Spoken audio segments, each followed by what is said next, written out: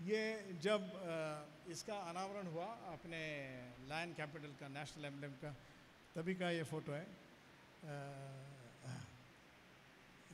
पंतप्रधान जी है, speaker sir Om Birla जी है, और ये तभी का फ़ोटो है। ये जब 30 मार्च को आए, ये उद्घाटन के पहले, उद्घाटन 28 मई को हुआ, उसके पहले जब आए पूरा इंस्पेक्शन करने की, कहाँ तक बिल्डिंग पहुँचा है, कहाँ है, तभी के फ़ोटो है। बिरला जी हैं, पंतप्रधान जी हैं, सेक्रेटरी सर हैं, और वहाँ मैं भी हूँ। तो इन्होंने पूरा बिल्डिंग वहाँ घूम के देखा, सब डायरेक्ट किया उसने। वर्कर के साथ उनका डिस्कशन रहा। अभी ये इनका जो है ना, ये ऐसे आना, लोगों को जोड़ना, लोगों को प्रोत्साहित करना, उनमें एक देश प्रेम की भावना निर्माण करना, ये एक्चुअली ये प्रोजेक्ट का सक्सेस का रहस्य है। यही है जिसके पूरे पीछे ये प्रोजेक्ट हुआ। जो भी प्रोजेक्ट है जिसमें जो मालिक है, क्लाइंट है, वो खुद जुड़ा हो तो प्रोजेक्ट हो जाता है, वैसे ही है। ये चंद्रशेखर सर हमारे ग्रुप चेयरमैन जब आए थे, हमारे लोगों के साथ इनका जब डिस्कशन हुआ, तब का ये फ़ोटो है। ये टीम की फ़ोटो है।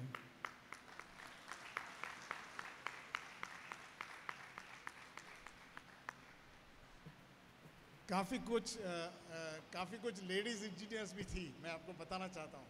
कम से कम 20-22 लेडीज़ इंजीनियर थी जिन्होंने पूरे 2 साल इसमें काम किया, मैं बताना चाहता हूँ। हाँ, यंग लेडीज़ इंजीनियर। कंस्ट्रक्शन में वैसा लेडीज़ इंजीनियर दिखता नहीं, बट 20-22 लेडीज़ इंजीनियर थी जिन्होंने अविरत काम किया, बहुत काम किया। और सच कहूँ तो लेडीज़ इंजीनियर का परफॉर्मेंस मेल इंजीनियर से बहुत अच्छा है। ये भी महिला सशक्तिकरण जो मोदी साहब का ड्रीम आज महिला ने पूरा करके दिखाया। बिकॉज इनका स्वभाव, इनका नेचर इतना मेटिकुलस है ना कि एक चीज़ आधा अधूरा कोई लेडी इंजीनियर छोड़ता ही नहीं।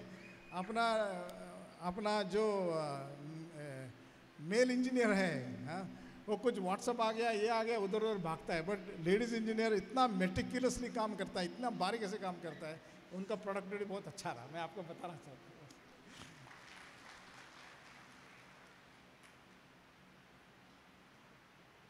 ये जब उद्घाटन हुआ तभी का फ़ोटो है। ये पूरी, अभी आप बैकग्राउंड में देखते हैं, पूरी वास्तु कंप्लीट हो चुकी है। ये साइड में जो है, ये पुरानी इमारत संसद की, पीछे जो दिखती है वो नई इमारत संसद की, पूरी इमारत हो चुकी है। सर जब इनाग्रेशन के लिए आए तभी का ये फ़ोटो है। और जो सेनेगल की स्थापना की गई नई लोकसभा में, तभी का ये फ़ोटो है। ये आप देखिए, अभी ये पूरा निर्माण हो चुका है इसका ये जो फसाड है, जो ऐसा है, ये पूरा स्टोन क्लैडेड है। ये पूरी जाली भी स्टोन क्लैडेड है। ये एक साइड है इसकी। और ये जो बीच में जो द्वारपाल देखते हैं, ये द्वारपाल शार्दुल है। ये पूरा भारतीय संस्कृति का अगेन यहाँ एग्जीबिशन है, तो मैं दिखाऊंगा थोड़ा। This is Shardul, this is complete. So मैंने जो कहा कि 3 और 3 6 द्वार है, तो 3 पब्लिक एंट्री और 3 विशाल सेरेमोनियल एंट्रीज। सो ये पब्लिक एंट्री पे 3 जो अपने संस्कृति में जिनका सम्मान है, ऐसे 3 स्टैच्यूज जो अपने टेम्पल्स है, भारतीय संस्कृति के जो टेम्पल्स है जहाँ से आए हैं। तो पहला जो उत्तर का जो पब्लिक एंट्रेंस है, वहाँ हंस द्वार है। हंस जो मन के सात्विकता का प्रतीक है, जो अंतर्मन की पवित्रता का प्रतीक है, वो नॉर्थ एंट्री पे है। The power of discovery, self realization. मकर जो डाइवर्सिटी का प्रतीक है, वो भी एक कर्नाटका के टेम्पल से लिया है, वो एक द्वार पे है। और शार्दुल जो स्ट्रेंथ का एंड ब्यूटी का प्रतीक है, वो और एक द्वार पे है।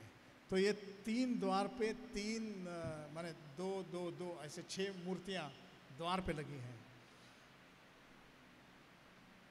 जो सेरेमोनियल एंट्रेंसेस है वो वहाँ भी अपने जो भारतीय संस्कृति के प्रतीक है वो भी हैं। तो जो लोकसभा का जो एंट्रेंस सेरेमोनियल एंट्रेंस है वहाँ गज की प्रतिमा है। सो दिस कॉल्ड एज गज द्वार। गज का तो महत्व जानते हैं अपने संस्कृति में, वो वहाँ है।